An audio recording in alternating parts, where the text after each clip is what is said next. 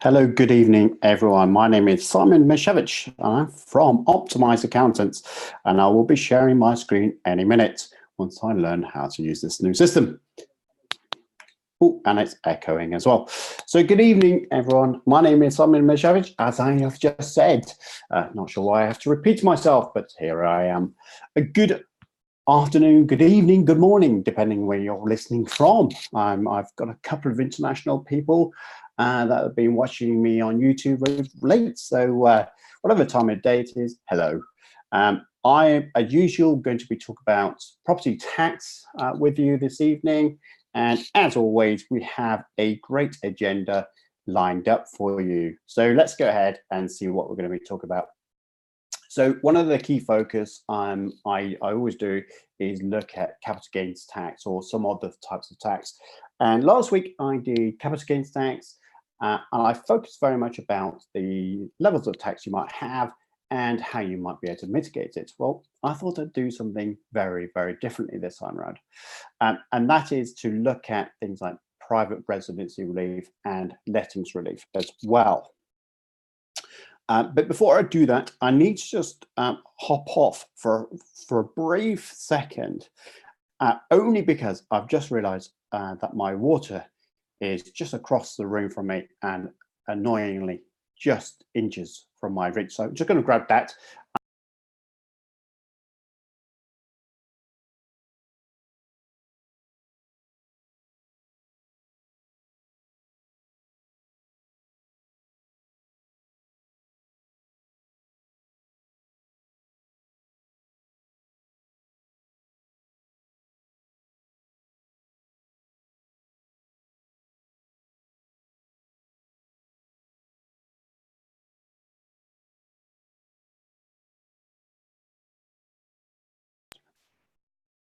And I'm back. For momentarily, I was just disappearing.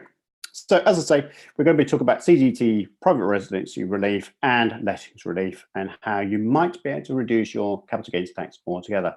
I'm also going to talk to you about our course, which is our online property tax course, and I'm going to show you how you can get access to that for free. Yes, free, F-R-E-E, free. So I'm going to give you access to that later on, but I'm going to give you a code at the end of this session. So make sure you stay tuned. And what we're going to do first is go into the news. And this is where I have read the tabloid news, and to help you understand the world of property, not just tax, but property per se, I'm going to share with you some of the insights that they have, and indeed what comments I might be able to pass on, which is typically my 0.00000000001% worth. Okay, so I'm just kind of diluting my pennies worth there, because I'm giving my inspiration ready from the tabloids that I have read. So what I'm going to do now is just go into my Google documents, and I'll give you a show of what's going on here. So let's start with the first bit. So as ever, what I'm going to do is I will put a link to these articles at the bottom of the comments box, and you can have a read of those later on at your leisure. It's thirsty work today. One bottle I've drank of this so far today. I'm on to my second one. It's unbelievable how much I'm drinking that minute. Very healthy, I'm sure. So the first one is Financial Reporter. Interestingly enough, it's an online magazine that I have written into a couple of weeks ago now, talk about property tax. So I'm very pleased that they was able to publish one article, and I think we've got another one lined up as well. But this one is just 40% of buy-to-let investors consult a specialist broker. And typically I would always say that you've got to invest in yourself as well as investing in and by that, I think you can invest in yourself by the knowledge you obtain. So whether that's book reading, observation of other people, attending networking events, going on courses, that kind of thing. I think there's plenty of opportunities for us to all invest in ourselves. And the other side to it is to really speak with people that know their business. And I have a mortgage broker. I'm delighted with them. In fact, I've got 2 mortgage brokers now. And they always give me some sound advice that I would never have known, even if I tried to research stuff on my own. But what was interesting in this article, and I'm just going to zoom it up here, it says 3 out of 10 use a general mortgage broker, and a quarter search for suitable lenders themselves, which kind of, 3 out of 10 is 30%, which is not a great deal of using experts. And I appreciate sometimes you may have bad experience of working with people, or they may be expensive. And I kind of think you have got to shop around. You're going to find people that you really want to work with. It is a people's business at the end of the day. But I was really surprised by the lack of people that are seeking out specialist advice. And it went on to another one, say that only 1 in 8 landlords consult a specialist tax advisor on their buy-to-let investments. 1 in 8. I mean, I kind of published slides last week that it was quite low, but 1 in 8 in terms of this is pretty much in line with the low numbers that are indeed getting specialist tax advice. And when I published this on my YouTube channel last week, one of the, I can't remember the name, so forgive me if you're listening in tonight, but they said that they was quoted £40,000 for some tax work. Now, crikey, £40,000, I hope they would buying the house for that and build it into a mansion. But I don't understand the £40,000 quote, but it does seem excessive. So I can understand sometimes where you might want to get specialist advice, but then you've got rip-off merchants trying to take the shirt off your back. I think that's where you've got to shop around and find people that are reasonable in price, as well as willing to work with you, and vice versa. So it's an interesting read, and it's where it just talks about different kind of messages that people can have, and being on the wrong side of the tax man, maybe not getting the right rates for their mortgages. So, feel free to look at the financial reports. They do some very good reports. We're in 1 or 2 of them now, as we can see, so it's nice to see. So have a look at that. That's always worth having a look at.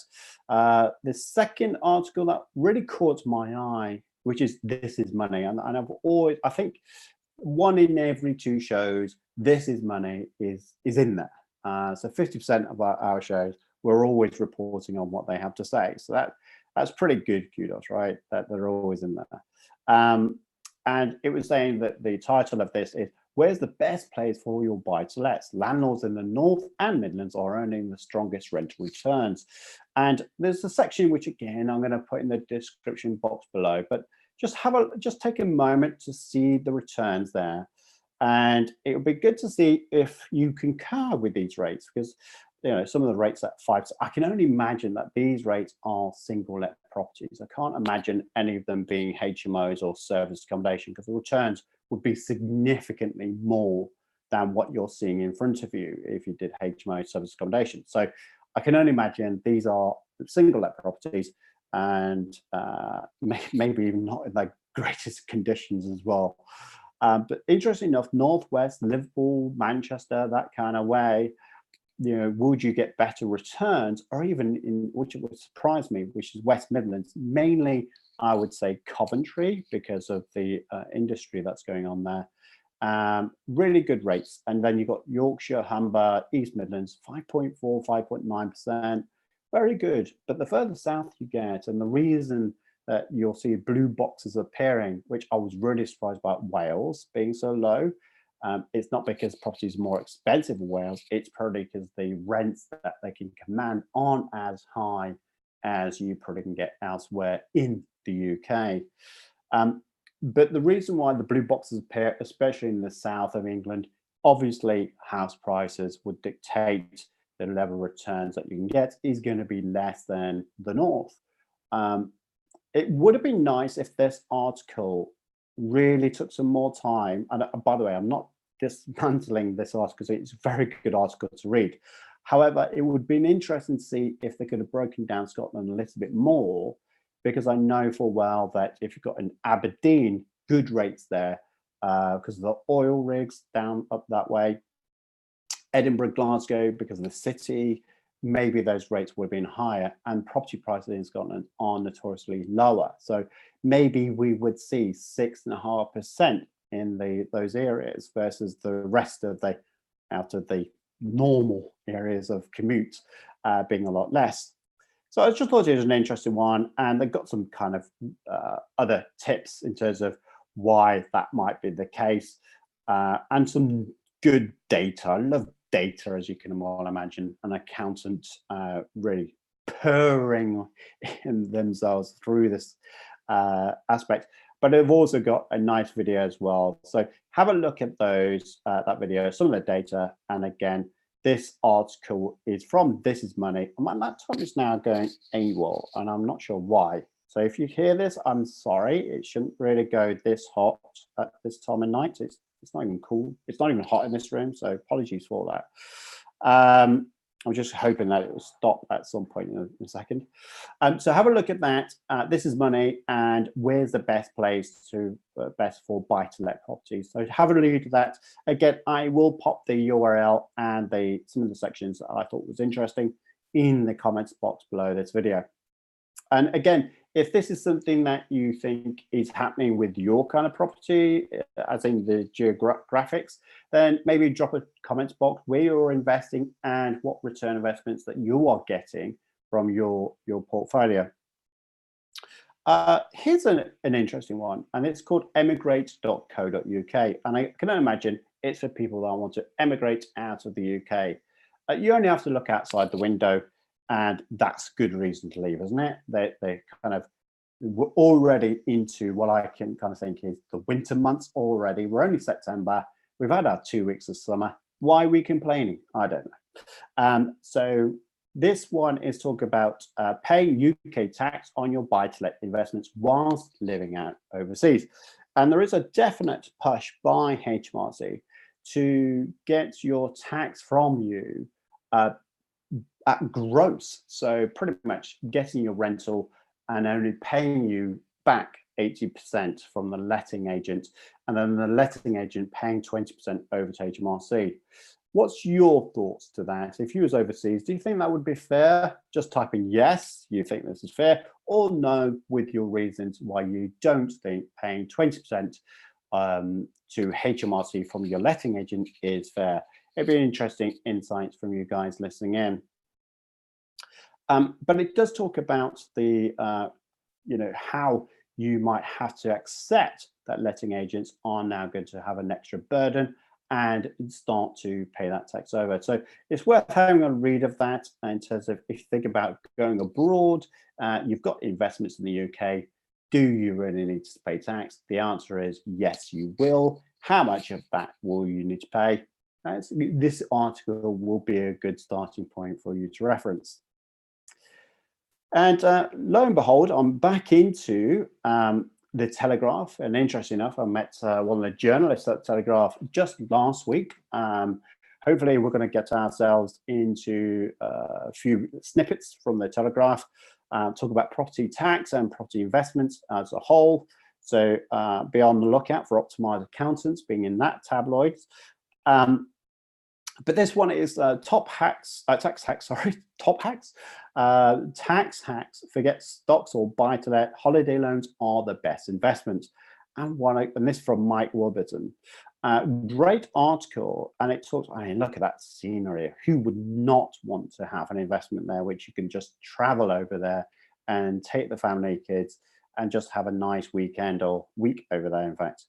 But what was really interesting about this whole article was the fact that the way that buy-to-lets, holiday lets abroad is taxed very differently to the UK. So rather than have a buy-to-let property in the UK, which you rent out on a normal AST 6 months, are you better to have a property abroad, which you can frequent whenever you wanted to, and then rent it out almost as a service accommodation. And it talks about the types of reliefs that you can have on that type of property. So it means you pay less tax and potentially have a greater return on your investment. And it gives you some good snippets in terms of what it all means. And as always, it gives you some sort of the rules and the criteria to which you must adhere to be considered a holiday let. And typically it needs to be let, it needs to be available to let for 210 days through the year, but it must also be let for 105 of those 210 days, so half that time. So have a look at holiday lets. Is it now the right time for you to think about that place in Marbella? I know one of our clients, Liam Ryan, is off to Marbella tomorrow. Not jealous at all, Liam. Thank you very much for sharing that with me tonight. So yes, in terms of if you wanted a holiday let, is now a good opportunity. If you do so, don't forget that Section 24 is not going to be affecting you at all. And because we're talking about holiday lets, I will post a link to our video that talks about holiday lets. And so you can click on that, and then hopefully it will go to the next video for you. You're going to have to wait, obviously, until this is processed for you to do that. Again, I'll post the link on there. Here's an interesting one. This is, I don't really often cite RLA as a topical kind of reference material for buy-to-let tax. That's not to say it's not very good. It's just the fact that I've not had the opportunity to read something from them yet. But this came across my desk, which was talking from Professor David Mills. And you've got to think, well, if you thought a professor is writing about property tax, I think it's worth taking the opportunity to read it well and thoroughly. And that's exactly what I did. And it says the war on the rental sector has no winners. And if you recall back to many, many months, the government tried to make all these tax changes in terms of Sdlt, 3% Sdlt surcharge. You've also got Section 24. And the reason for that is because they said that they wanted people of the public to own property. And that really has not worked out, has it? And interestingly enough, this professor writes very nice. I'm going to just do that as well. So he talks about all the different changes that have come on recently and how it's affected landlords and why now many landlords are steering clear of these types of investments. But pretty much would say all the way through, these tax changes really hasn't changed the supply of property. In fact, it's quieting the whole market down even further. So people that weren't really wanting to buy properties, nothing's changed there. People that want to buy properties but didn't have the money, well, house prices haven't gone down that much. And the percentage of what they earn versus what they can get money from mortgages and so on, well, that hasn't really changed. I appreciate stamp duty, first-time house buyers, has obviously been pretty much nullified, I guess. But they still need to save up for money for the deposit. And many people don't save in this country. I think more spenders than they are savers. So that hasn't, sorry, just getting my shoulders to get back. So in terms of the author here, the professor is pretty much going through and probably saying a lot of what we've all been saying, is that these tax changes hasn't made a jot of difference. And why is it being allowed to continue? Because it's dampening the whole market. A change is required. A very good article, I have to say, by the RLA. But more importantly, just going to the author there, I've just lost him, is Professor David Miles. I'll get his name right this time around. The next article that took my eye was the Mail. Oh, hello. Mail Online. I'm not sure, my laptop's gone slow again. It's gone quiet, but it's now slow. It says Labour accused of vile hypocrisy. I won't get involved this week. I think I lost energy after my rant at the Labour Party last week. But it says here, you can see here, Keir Starmer owns 1.75 million house in London and a £600,000 Surrey home. She, by the way, and another one, Emily Thornsbury, owns 3 properties in a multi-million-pound portfolio. They are all Labour. So they are talking about giving properties back to the masses, and yet it was saying here that they were being accused of hypocrisy because a quarter of the cabinet owns second homes. So over a quarter of them, of Labour Party, own second homes. So it's a really interesting thing. I think Mail Online need to do something about their buffering of website. It's just really slow. So just a bit of feedback from Mail Online, sorts it out. It's really awful to try and go through this. So it's a look at the way it just buffets. It's not great, is it, for readers? So yeah, so just have a look at that article if you can get this scrolling differentiation that I get. But have a look at that. It does talk about labor and how the one hand they're saying, well, we want it in the hands of every person in the land, and yet most of theirs of the cabinet owns property. So that's pretty much what's in the news. I'm going to just ignore this bit because it also it's gone a bit wayward. So let's just go back now. What I'm going to do is go into my PowerPoint. Here we go. So that's in the news. Hopefully that was interesting. If you've got any comments, feedback, any insights that you would like to share, maybe drop a comment in the box below this video or into the left of it, depending which device you're watching me on. I'd be intrigued to find out what you have to say on the news items this week. I'm going to move over now to talk about tax focus.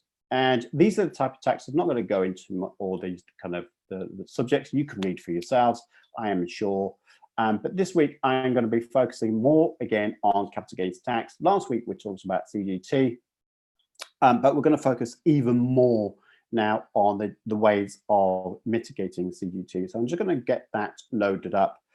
And if my eyes could see, crikey, Riley, my eyes are getting weaker and weaker by the day. Frightening. So let's just go through, here we are. So capital gains tax. So this is, again, if you do have any questions and answers at this point in time, make sure you do drop your comments in the boxes below, and I'll be sure to answer those as soon as I can, typically within 24 hours. One thing I would say is straight away is last time around my previous video, I talked about capital gains tax, and you've got annual allowances and rates. You've got how much gain is taxed and then how it might be reduced. And without going into all that detail again, CGT, you do get an annual allowance of £12,000, which basically means is that if you've made a gain of £12,000 by selling of a property, you will not suffer any capital gains tax at all. For property, if you're a basic rate taxpayer, you don't get taxed at 10%. You get taxed at 18% for your buy-to-let property investments. And if you're a high rate taxpayer, you don't have the 20% tax band at all. Unfortunately, you have the 28% CGT bill, which is, well, quite expensive. And if Labour get in, obviously, then they're going to try and move that to be 40% in line with the income tax rates. Boo-hoo, let's not have Labour in, hey? But this time around, what I thought I'd do is imagine that you had a property that you lived in, and then you vacated, and then you rented the property out. So this is very much focused on those people that had a home, they subsequently moved out for whatever reason, and rather than selling that property, they rented it out. And this probably would have been before the time of the 3% Sdlt surcharge, which in our previous video on Sdlt, I talked very much about, well, if you're going to sell your home, then you don't have the 3% Sdlt surcharge if you're replacing your home. However, you know, if you kind of had your you live in a property right now, you buy a new home, but you don't sell your existing home, then you would have the 3% Sdlt surcharge as well. And I'm dying of thirst, need a drink. Wowzers. It's like I'm not drank all day, and I've been drinking like a fish, and water, by the way, no alcohol. So one thing I would talk to you about is that there is 18 months of private residency relief. So if you lived in a property, you would get an extra 18 months. So basically, if you sold your property 16 months after you sold the property, you would not have any tax to pay because it would be covered by private residence relief, or PRR for short, going forwards. We do need to think about, though, from April 2020, that is going to be updated, and it is going to be just 9 months. So the halving in the amount of private residence relief. which is a ridiculous thing to do, bearing in mind originally it was 36 months. So they really are going to, I think if Labour got in, they will probably say if you lived in the property, we'll backdate it 9 months. So you pay extra tax. But that's just my cynical view of the Labour Party. And bear in mind that a quarter of them home second homes will probably change it depending on their own kind of endeavours. So the second bit I want to bring to your attention is that your PRR can be extended by an extra 12 months if you're unable to sell. So let's imagine that you have a property and you are buying your new home. In fact, you bought your new home, but you are unable to sell your existing property. Your PRR may be extended by that 12 months. So technically speaking, you're 18 months, probably another 12 months as well to be added on top if you're unable to sell. So you've basically got a base 2.5-year window in which to sell your property and still not have any capital gains tax, because it would be covered by PRR, which is quite a fair way. And if you can imagine that it's similar lines to SDLT. So if you did buy a new property, a home to live in, you know that you have to pay the 3% SDLT surcharge if you have not sold your previous home. However, if you sell your previous home in 36 months, you can claim back the 3% SDLT surcharge. So this kind of CGT levy that's being applied here, 18 months of PRR plus the 12 months if you're unable to sell it, is almost quite similar to the SDLT taxation. We've also got this other side to it, is you've got an additional 12 months if you're waiting for a new home to be refurbished. So if you've sold all your property before, but for whatever reason you're holding on because your new property, and you can only nominate one main residence, by the way. So you may have a property that you've purchased that is now your main residence for all intents and purposes, but unfortunately you cannot move into it because it's not been built yet or it's not been refurbished yet, and therefore you can have an extra extension. Try saying that after a few beers. So yeah, ultimately we're talking about kind of capital gains tax, annual allowances, and the smaller details that people from local accountants may not be totally aware of. So I'm going to go through an example now, and on the left hand side you'll see this is a bought and sold in 9 years. So if someone's bought a property, I don't know, 2000, and then sold it in 2010, they purchased the property, sold it in 2019 as an example. So in that 9 years, you would expect a property to increase in value.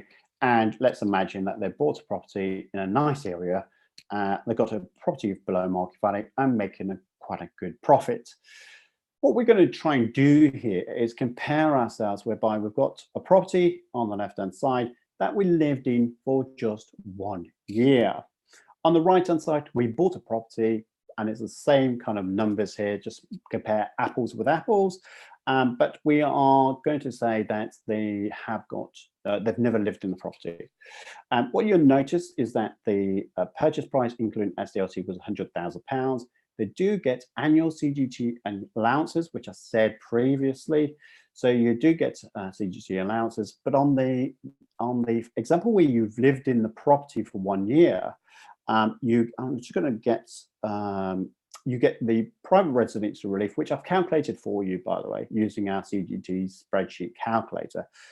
And it told me that the PRR is 24,945. And don't forget, not only do you get PRR, but you also get this lettings relief as well of 24,945, which is the same number, but lettings relief typically is the lesser of £40,000, the gain as a whole, or PRR. So it's sometimes always going to marry up being the same number as PRR, if I'm honest.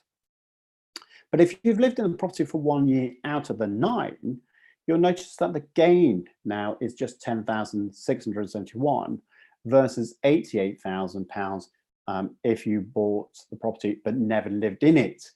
And that's really an interesting sign because if you look at now, I'm just going to get that going. If you lived in the property for 1 year, the gain is 38,000, 88,000 if you've never lived in the property. the capital gains tax is hugely different. You're paying £14,000 pretty much more because you've never lived in the property. So this is a kind of good example. If you've got a buy-to-let property, is there an opportunity for you to move into it for a couple of years and then just say, you know, I want to live in the property.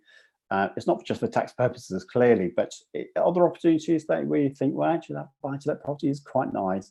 I'll sell my existing property, move into this one, do it up for a couple of years, live in it, enjoy it, and then eventually sell it. You know, maybe that's an opportunity. I don't know about your lifestyle needs, but from a tax point, it could really make sense to live in a property and then sell it later on down the line. So if you've lived in a property, the CGT would be drastically reduced simply because of private residency relief and lettings relief. If you've got any questions, make sure you type those into the comments box below this video, and I will be answering those in due course. You do get an extra extension. So the first one we talked about was just this 18 months of PRR. I'm ignoring for a minute the 9 months that is going to be reduced. I'll talk to you about that later on. But this is kind of where you've got an extra 12 months because you're unable to sell your property, or you've got an extra 12 months because you are waiting for your property to be refurbed. So if you're on this stage of you've got a property, but you've rented it out for 12 months whilst you're on top of the 18 months, whilst you're trying to buy a property for whatever reason, then there could be some benefits. And let me give you an example here. You could be renting a property yourself, or you've moved out of the property, the one that you currently own as a home, you let it out, your nominated property is the one that's been built for you, and therefore the current home is now considered to be a buy-to-let. You rent a property because you can't move it to the next one. You do still get this extension of 12 months for PRR on the existing property, which is quite nice. And by having that, instead of deemed 1 year of living in the property, you may have only lived in the property for 1 year, but you get this extra 1 year PRR allowance because either, again, you was unable to sell the property, so you was trying to do that, but you decided to rent it out, or you left it empty, it's up to you, or you was waiting for your property to be refurbished, so you lived in a rented accommodation, or indeed you lived in the property at the same time as the other tenants, so maybe doing a house share. Whatever it is, what we tried to do is make that comparison of, okay, in the first scenario, we know we get the private residency relief. We also know we get the lettings relief, but that is exceeded by living in this 1 year, but you get this extra 12 months allowance. And also you'll notice that your PRR and your lettings relief has now increased quite significantly, which means that the gain is now dropped from £38,000 to £18,000. And you can imagine that the tax for a high rate taxpayer is now going to be halved, which is a great way. So the very first scenario, I'm just going to flick back. For the first scenario, we had this situation whereby you've got £24,000 worth of CGT.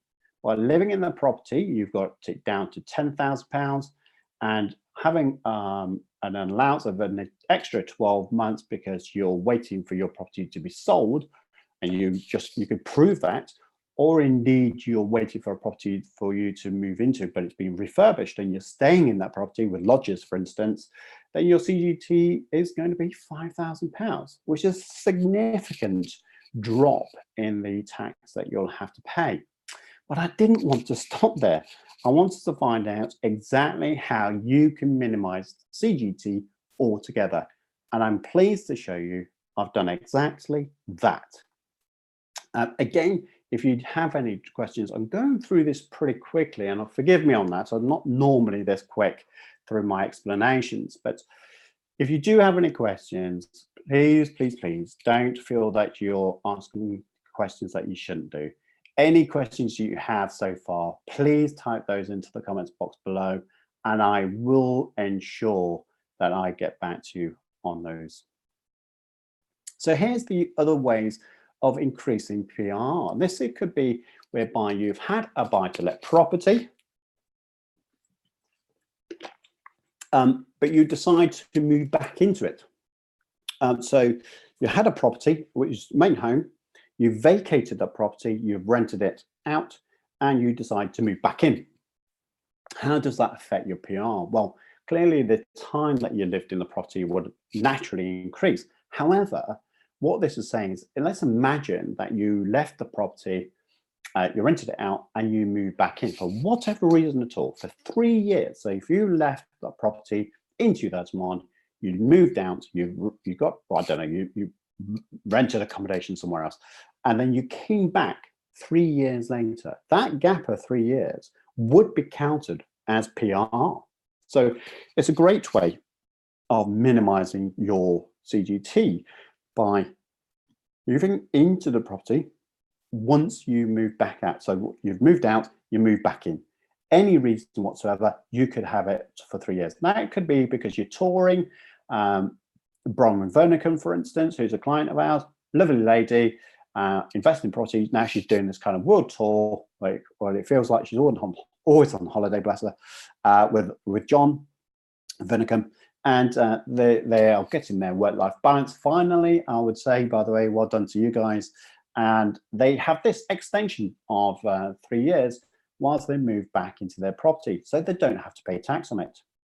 If you are forced to work abroad for whatever reason, and you've had a property, but you are being asked by your employers to move abroad, and you've rented out your house, if you could come back 10 years later on and then sell that property, and as long as you move back into that property to sell it eventually, you do not have to pay capital gains tax. So how many people out there do you think has paid capital gains tax incorrectly because they wasn't aware that they could get this allowance? Imagine if you had a property for 15 years, you lived in, I don't know, Greece because it's lovely weather. You came back to the property after 15 years, it's doubled in value. Then you sold the property whilst you're living in it for the second time. There's no capital gains tax. But how many people do you think have wrongfully paid capital gains tax on that property? I don't know, by the way. I'm just kind of putting it out there to see if anyone's done it. And equally, the third one is, imagine that you have been forced to work away. So let's go for an example here. You are in a non-commutable distance. So you might be in Manchester, for instance, getting into London, 2.5 hours, not a commutable distance, I'm sure you'll agree. So what you do is you find a place, you rent out, or you live in lodges, hotels, whatever, and you've got that property now and it's left vacant for whatever reason, or you've simply rented it out.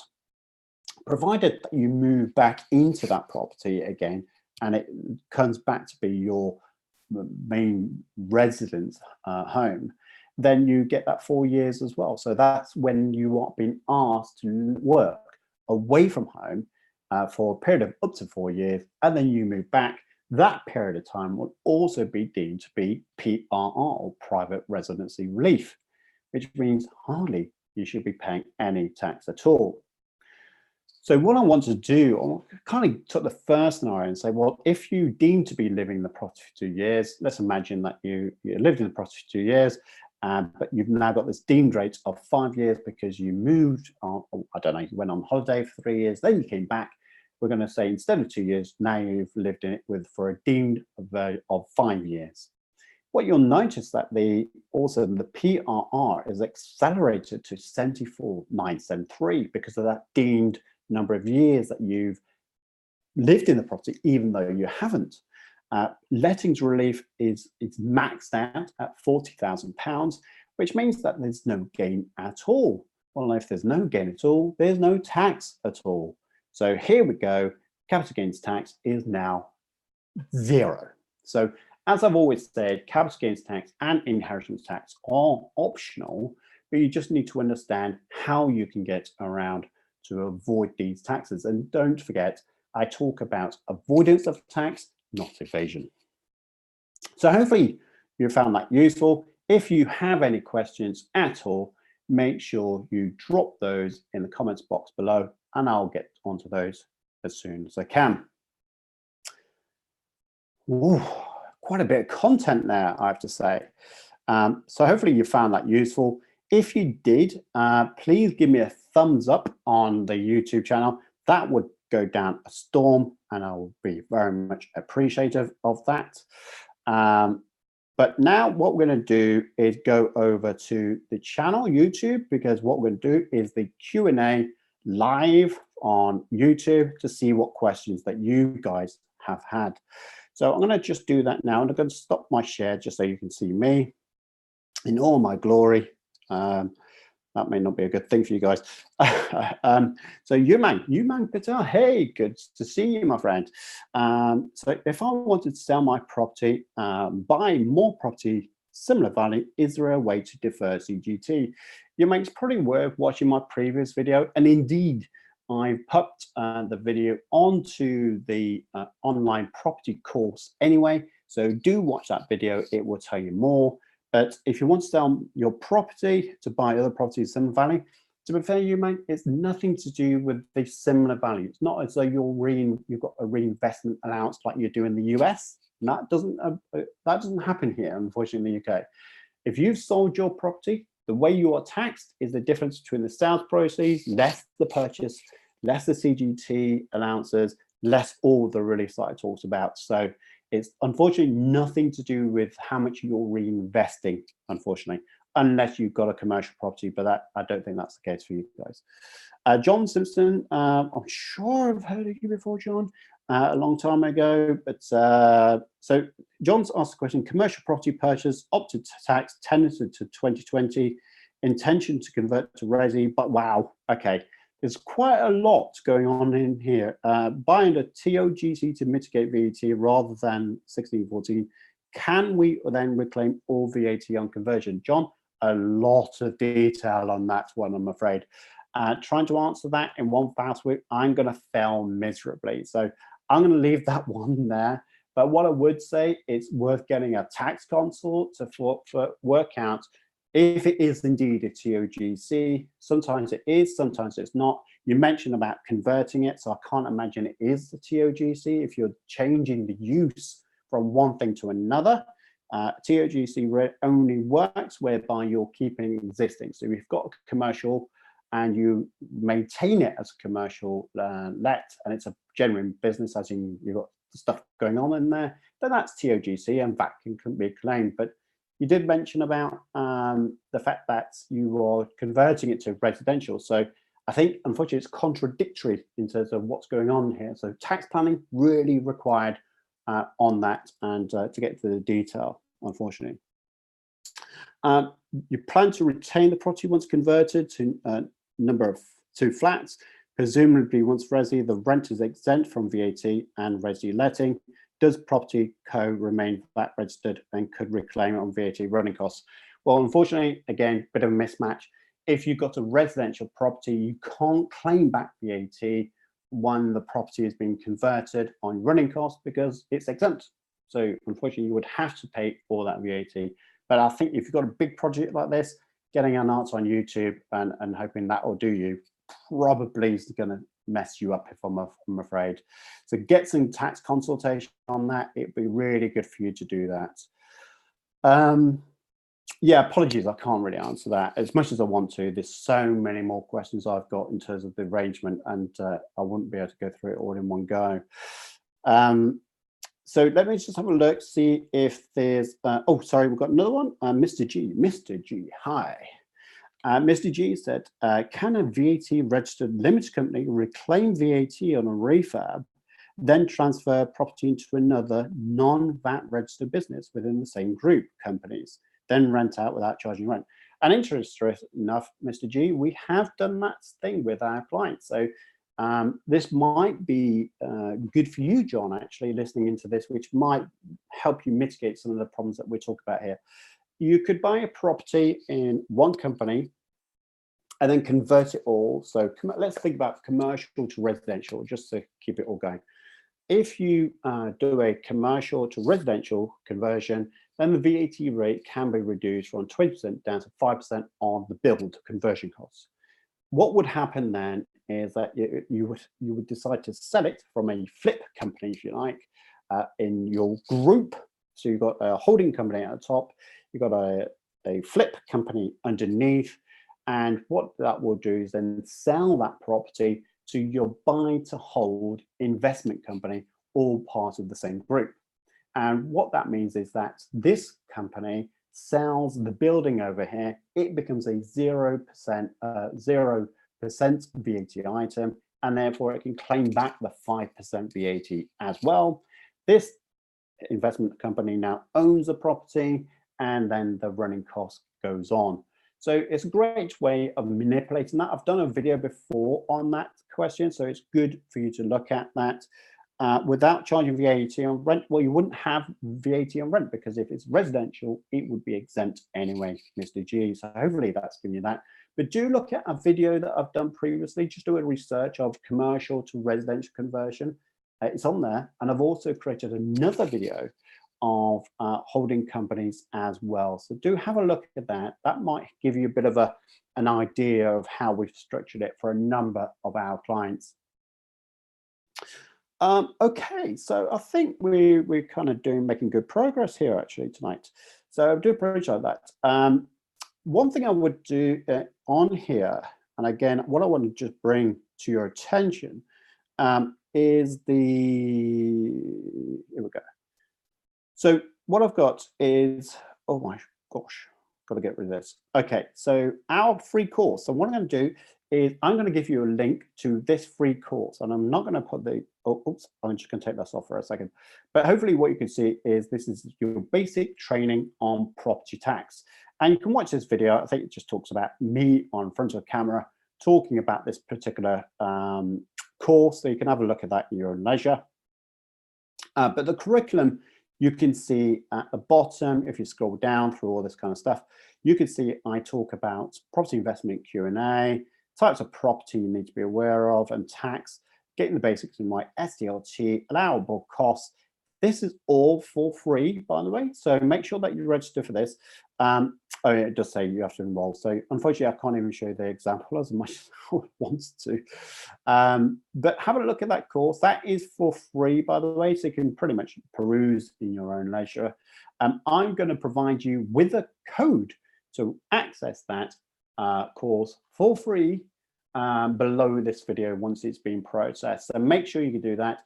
It's only going to be open for the first 25 people that take action in September. So make sure that you do that as soon. Stick around. It's going to be about an hour before the video is processed, so you can have access to that free course and then go through all the things we talked about. You are a client, so there is an advanced course which I would want you to kind of go on to, which talks about a lot more details than this one. I think this course for the basic course is probably about 15 sections. The advanced course is probably about 35, getting on 40 now. And we're adding data and information and more courses on both every single month. So look out for that. And finally, there's a couple of videos that you should be looking out for in the next few weeks. So we've got the first one, which is over here, which is talk about reduced Sdlt on multiple dwellings relief. So if you're buying more than one property, whether it's two properties from the same landlord, then there is a reduction of Sdlt. If you buy 6 or more properties, then there's a further reduction. That video will talk to you about that on next Thursday, coming up at 6:45. And then we've got 2 videos later on, talk about the reducing capital gains tax using a deed of trust, and then capital gains tax plan when to sell your buy-to-let properties to further reduce your CGT. As I said before, capital gains tax and inheritance tax is very much optional, as I do believe that VAT is as well. So have a look at those, and hopefully that will be all useful. I think that's me done for this evening. So thank you ever so much for your being with me this evening. Don't forget, I'm going to be here next Monday again at, I've just got to take my share off, it's screwing up my screen. So I will be here next Monday on the next live session at 7 p.m.